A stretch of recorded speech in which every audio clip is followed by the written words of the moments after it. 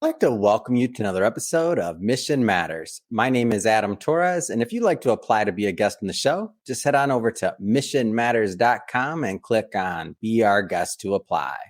All right, so today is a very special episode. We're welcoming back to the show Lee Kearney, who is the founder and president over at LPK Consulting. And I'm proud to announce an author in our recently released Business Leaders book series. It's a best-selling series. And hey, Lee, I just want to say, hey, welcome back to the show. Thank you. It's so much fun working with you and your crew. So it's a pleasure. Thank you. Oh my gosh. So we've been on this journey now for, I don't know, going on about a year or so. I mean, how do you feel? Oh, I feel excited. Like we've said before, there's always a challenge, always a hurdle, but isn't that what this is all about? Yes, ma'am. And we'll start this episode the way that we start them all with what we like to call our Mission Matters Minute. So Lee, we at Mission Matters, we amplify stories for entrepreneurs, executives, and experts. That's our mission. Lee, what mission matters to you? Good question. I was thinking about that, thinking about today. And like many of us, we want to make a difference in the world. But I think the real difference I want to make is in individual lives. I would love to make an individual difference in someone who is actually trying to do good work for people, for the economy, for cultures, for other people and other organizations. So I guess I'm looking for my mission as being a one-on-one impact. Yeah, it's great. Love bringing mission-based entrepreneurs and executives on the line to share, why they do what they do, how they're doing, and really what we can all learn from that so that we all, can grow together. So great having you back on. And so we're of course going to be celebrating and talking about the book and the writing. So driving excellence and transcending mindsets in CEO leadership and the C-suite. So we'll talk more about this. But before we do, I don't want to assume that all of our newer listeners or viewers caught maybe some of our previous work. So maybe let's just lay the groundwork with you telling us a little bit more about how you got started on this journey. Got started on this journey. Well, I think I have one of those non-traditional paths, Adam. I have probably way too much education, but I think my big aha moment and how I got actually on this CEO coaching journey happened when I was taking a cultural anthropology course at UNH as a physiologist. I was working on doctoral work at UC Davis, and life in a bad relationship dumped me in Colorado where I couldn't do either thing. And there I was as a single mother trying to figure things out. So I took a job as a wellness director for a physical therapy business. And they put me through a leadership development course. And in that course, I learned that I knew how to think. I knew that my curiosity mattered. I had perseverance and I could figure out problems, but I didn't love hard science. So it was then that I saw a whole new world. And being a good risk taker, I decided, here I go. I'm going to start over again. I'm going to learn about the human condition. I'm going to figure out some other version of truth besides the scientific methodology. And I'm going to figure out how to help driven, ambitious people. So I'd say it's a combination of just trying to figure out how to have positive impact. It's great. And as you I want to stay in those earlier days just a little bit longer, only because, there'll be some entrepreneurs or some executives and some individuals watching this that maybe aren't yet at the level of what you're coaching and who you're coaching, which we'll talk about that as well today. But in those early days, what are some of the things that helped you get through, that helped you kind of push forward? I think knowing that everybody has blind spots is important. And I had to learn my blind spots the hard way. Yeah. And I think it was in that very first leadership course that I took that I realized that I didn't know how to think well and ask good questions, but I was keeping it in my head.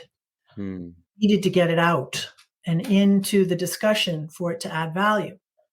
That plus knowing that I sort of was a non-traditional female and that being an adventure traveler, being tall, being female, being a single parent in this CEO world meant that I had to access all of those differences and figure out how to have them add value. Mm, And it took me years and years and years to figure out that some of all of that made me a bit intimidating. mm, N- that just surfaced this last week. I was telling another one of my clients that they were scaring their team. They're mm. a little bit scared of you. And that senior person didn't see themselves as scary at all, or Right. unapproachable, or intense, or driven, or any of those Yeah. things. And so I think knowing my own blind spots, knowing everyone has Mm, them, knowing those blind spots are going to come up and mhm. go away, surface, come back, and you need to have someone you trust point them out. So, Yeah. yeah, I And think when I that's think a question, I hope, Adam. Yeah, no, and when I think about blind spots, like the main thing here is by definition you can't see them. So it doesn't mean that you're not a smart and capable CEO or person or this or that. It just means that like you can't see them. Like that individual that you're mentioning just as an example, but we all have blind spots, doesn't matter. And without having that other person, that other vantage point, or even that other trained professional kind of help you point out those blind spots, like you're not going to see them. You can go quite some time, like in the case that you mentioned, that individual and their team, like that can be a serious problem. But now it's something that can be worked on. It's something that can change, and like ultimately, like reframing that is going to. I mean, I feel like it can't help but improve the business or build on what they're already doing. There's another aspect to that too, Adam, and that is the blind spots that matter are the ones that stand in your way of driving results. Hmm. I'm working with people who want to get things done. Yeah. They're driven, they're bright, they've got values and passions themselves and deliverables, and Mhm. they're intense. They're high maintenance people. So just pointing out blind spots for the sake of pointing out blind spots is not what this work is about. It's trying to Mm. figure out how to focus those strengths and keep the blind spots at bay so that you can accomplish the goals you want to. Yeah. That happens in lots of different ways. I think I value the research, the data, the various hypotheses we have about excellence and what drives the best of us to be better. Applying all of that to an individual is, for me, a lot of fun.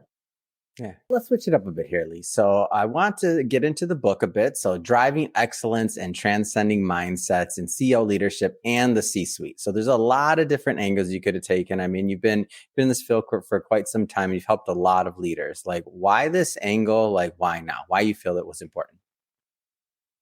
That's a really good question. And I think it has to do a little bit with the telltale signs of the pandemic.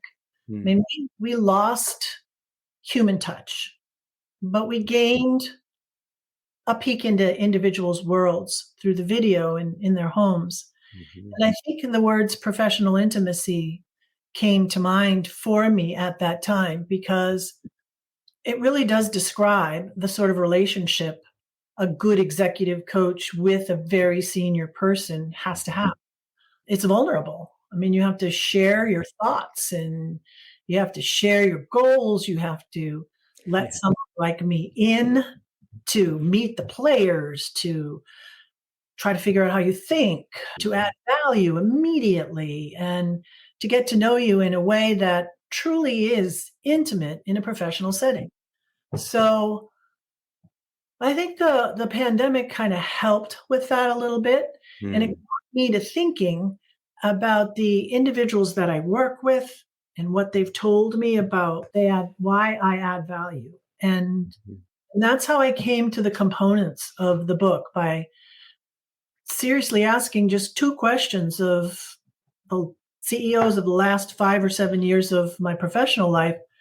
Uh, mhm. what value did you find and how did you get there? Yeah.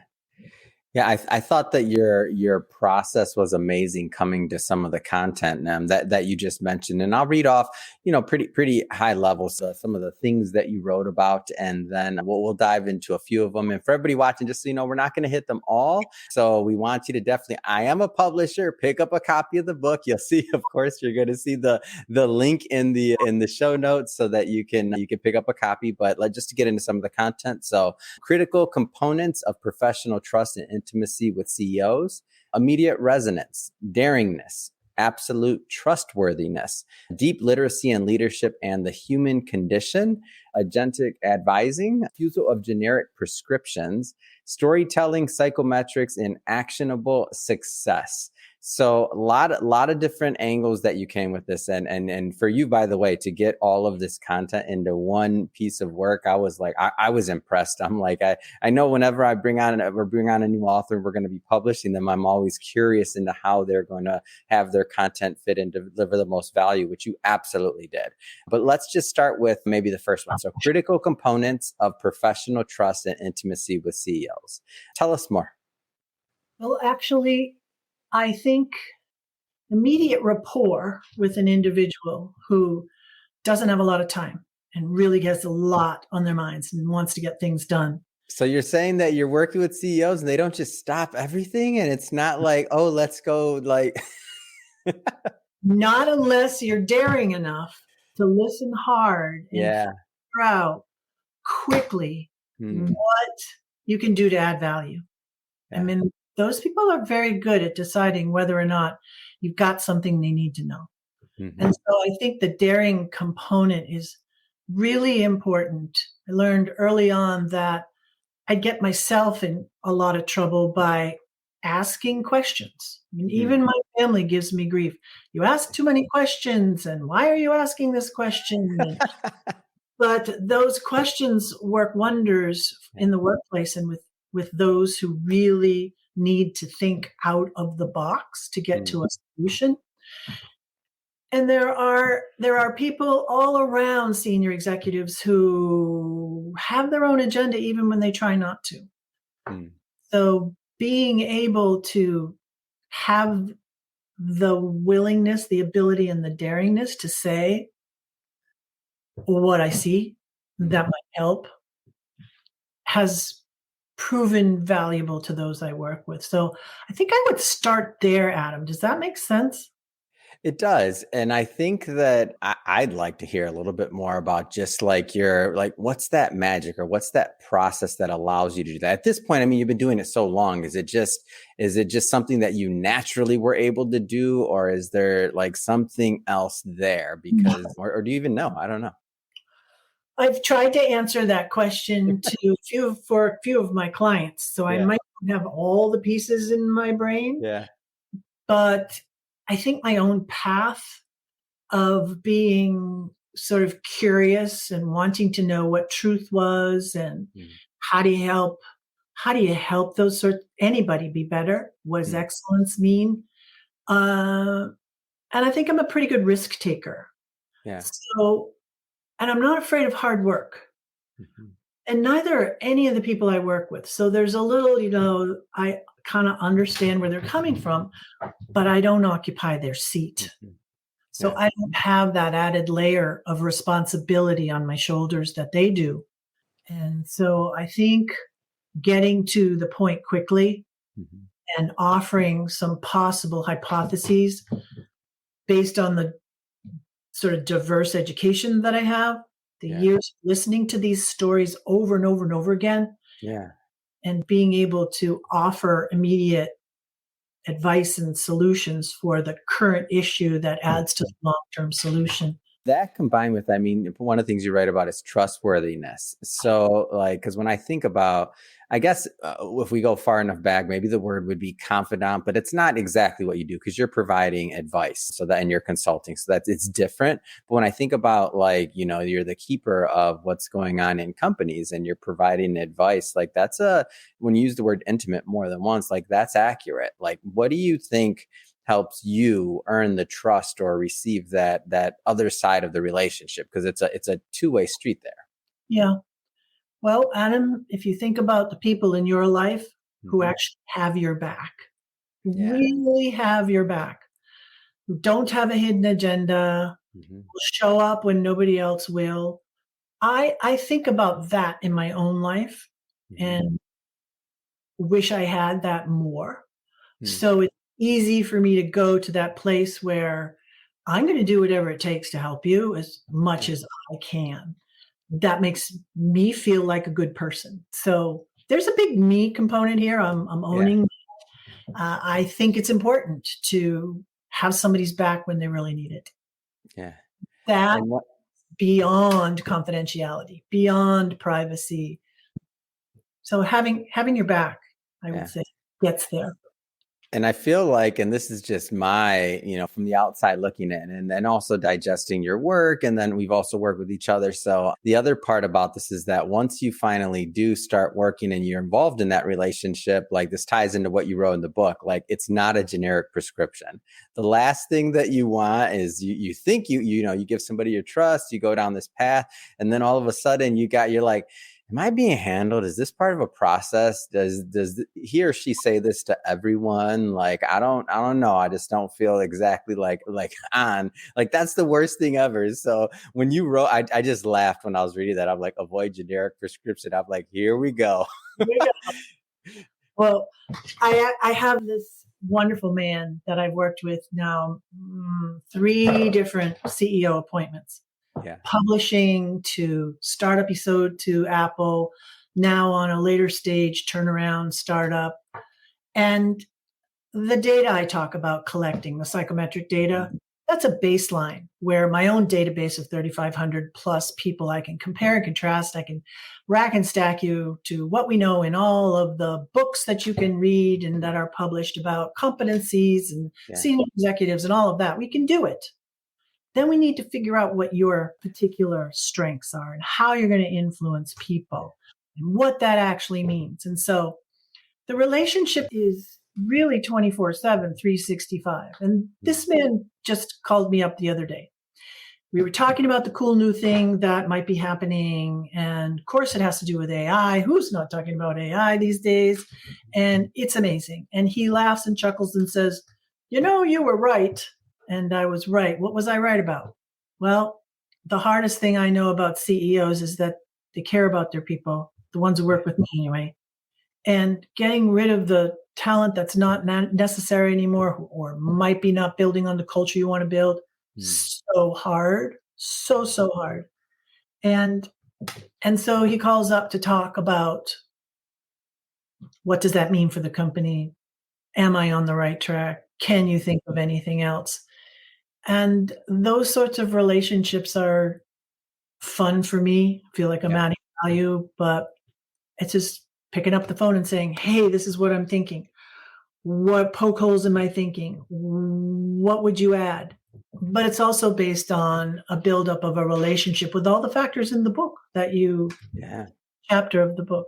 Think I want to switch up a bit here. And for everybody watching, obviously pick up a copy of the book, like as I mentioned, and you can go and we'll go further into that. But I want to talk more about specifically about really your work over at LPK Consulting and your process. So we've kind of talked about a high level. Maybe give us a little bit more of a deeper look into, what you do and how you help people. Sure. Well, let's say that you asked me to help you, Adam. Hmm. First thing I would do is listen hard on what you were trying to accomplish. Hmm.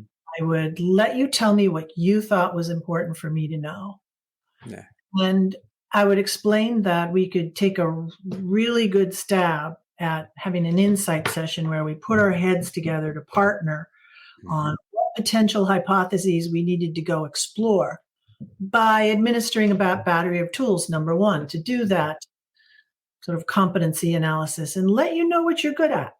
Yeah. Because when you're at the top of your game, chances are you don't have any real weaknesses or you wouldn't be where you are. But Hmm.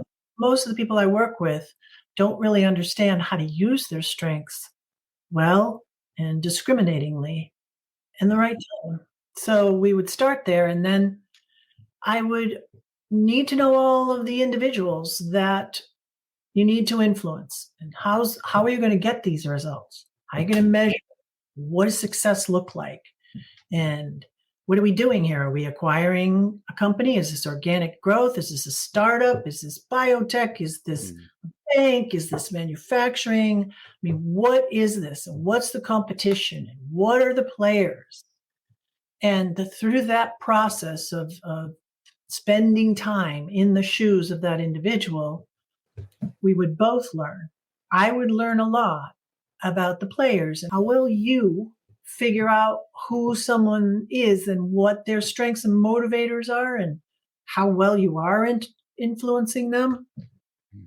So there's a deep dive into the culture, into the team, into all the stakeholders that then allow for a real heart to heart conversation on what might need to happen, what changes could take place, and what sort of resources do we have to accomplish all of that, and who should we partner with, and do we have all the information we need to move forward? Does that answer part of your question? It does. And so as you're and I know that this piece of it, and we've had some conversations about this in the past. So you're doing you're doing an assessment, you're doing a CEO download, you're figuring out the right questions. So you did answer at high level. And I just I want the audience to know as we've gotten to know each other more, like there's more to it. It's a structured framework, even though it's not a, prescribed prescription, right? Hmm. That's right. And the structure involves taking the time Mhm. and listening well to understand what you truly value Mm. and what you really want to accomplish for your life, but also for the business. Yeah. Because when those components come together, then there's nothing you can't accomplish. Yeah.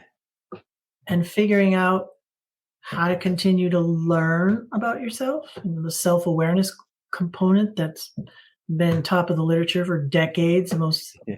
highly correlated into CEO success is how well you know yourself for real. What else are you thinking about though, Adam? What do you want to know? No, that's good. Like my main goal is I like, the individuals that watch this to understand the process, and that for CEOs out there, like it's lonely at the top, right? Like you need somebody else outside of your organization.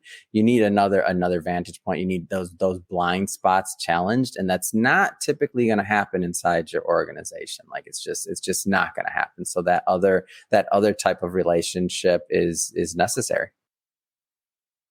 It's probably important to add that those people that I've been working with, my colleagues and my extended network of LPK, have years of experience in this space, in this work world.